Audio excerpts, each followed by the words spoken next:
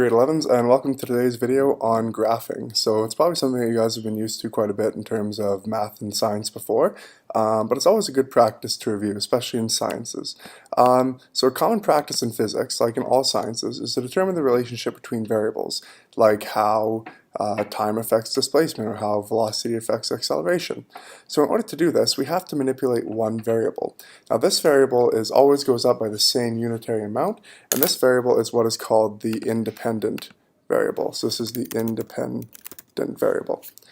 Now to see how it affects the other variable, which is the dependent variable. So the independent variable affects the dependent variable, and we want to measure to see how much the independent variable, when manipulated, affects the dependent variable. Now all other variables are kept constant. These are called the control variables. So we ensure that the manipulation of the independent variable has a direct effect on the other. So there's no other things like temperature or air pressure, anything like that that affects the variable aside from the independent variable affecting the dependent variable.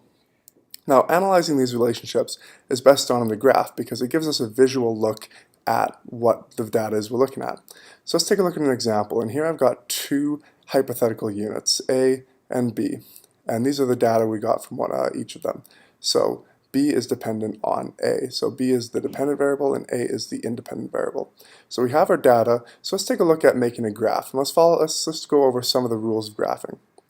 So first and foremost, we want to make sure that we first make the graph, and two, we label the axes.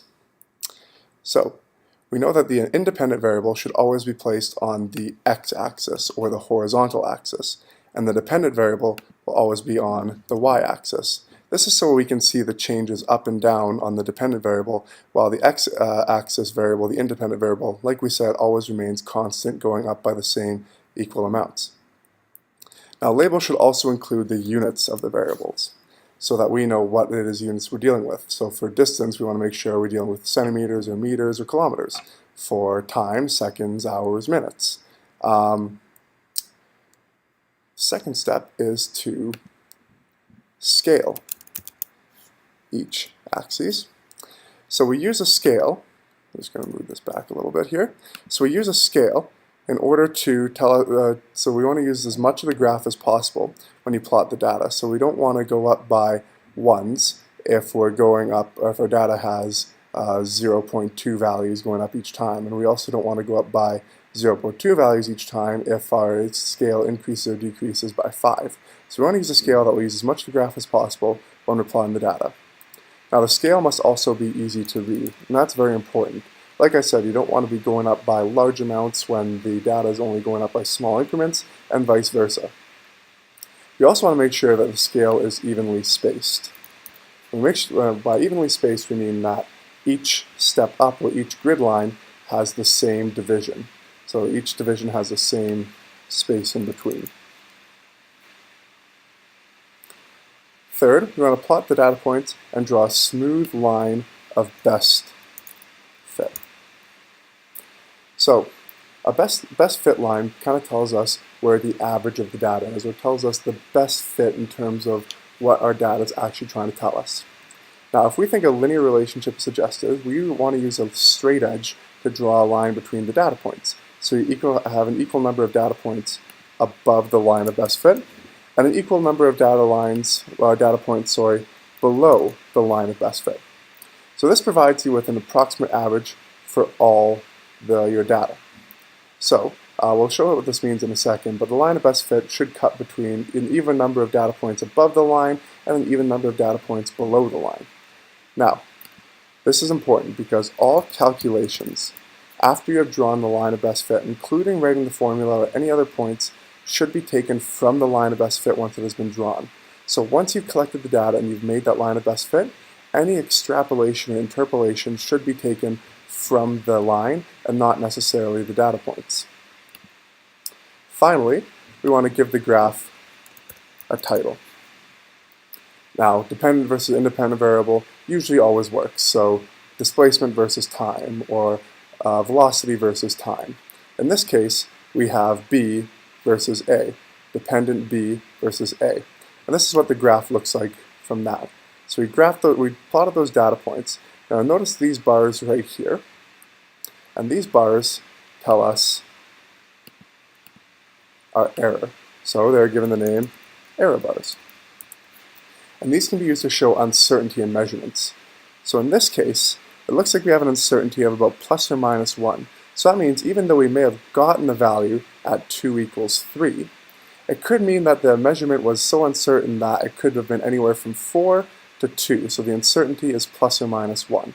So in this case, we can say the uncertainty is plus or minus 1. Now this graph right here is an example of a linear relationship. Linear coming from a straight line. And a linear relationship basically means that A is proportional to B. So A is proportional, this symbol right here means proportional to B, or if we were to make a formula for this, A equals some constant K multiplied by B. So K tells us the slope. So slope, this might be just a little bit of a review for you guys. To find the slope of a line, the slope of a line is given the formula, the rise over the run. So how much a graph goes up over how much it goes across. Or you can take it from a second y point minus a first y point, or a second x point minus a first x point. So let's take a look at the slope of this graph right here. So the slope of this graph, we want to find two different data points. So I'm going to take two data points. The first one I'm going to take will be this one, let's call this one here. And this one is when x is 0. Oh, x is 4, and y is 6. This point right here, this will be the second point I take, so this will be my y2. This one is when x is 6, and y is 9. So if we go back down, let's find the formula for, or the slope, sorry, for this graph. y2, so the y value at the second point was 9, minus the y value at the first point, which was 6. So 9 minus 6. The y value, sorry, the x value at the second point, I'm just going to move this over, I apologize.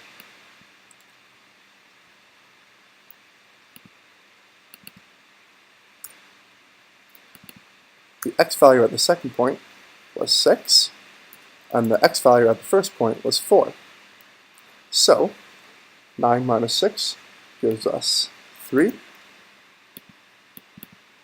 and 6 minus 4 gives us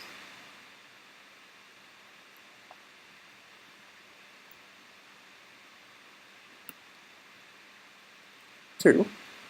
So our slope is 3 over 2, or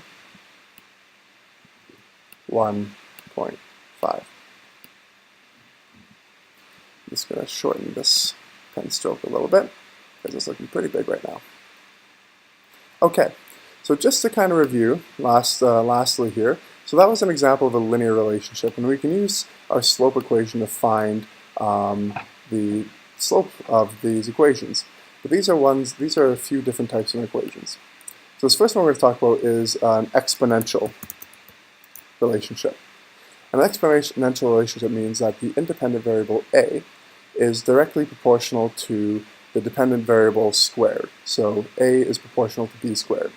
Or if you were to make an equation for this, a equals some constant k multiplied by b squared.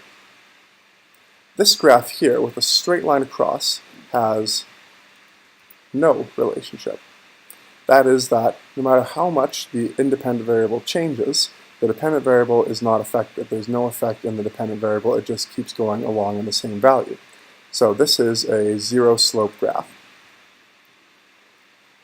Finally, this graph like this has what is called inverse relationship.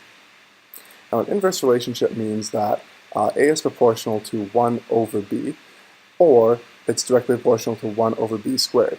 Now it's hard to tell whether it is one or the other, whether it's a equals k over b, some constant k over b, or a equals some constant k over b squared. So that's what we're going to talk about a little bit in the next video. So I'm going to stop this here. I'll let you guys finish up the notes, and then I'd like you guys to open the next video, and here we're going to talk about curve straightening, or a method in which we can find whether it is proportional to the inverse over the dependent variable or the inverse over the dependent variable squared. Thanks for watching.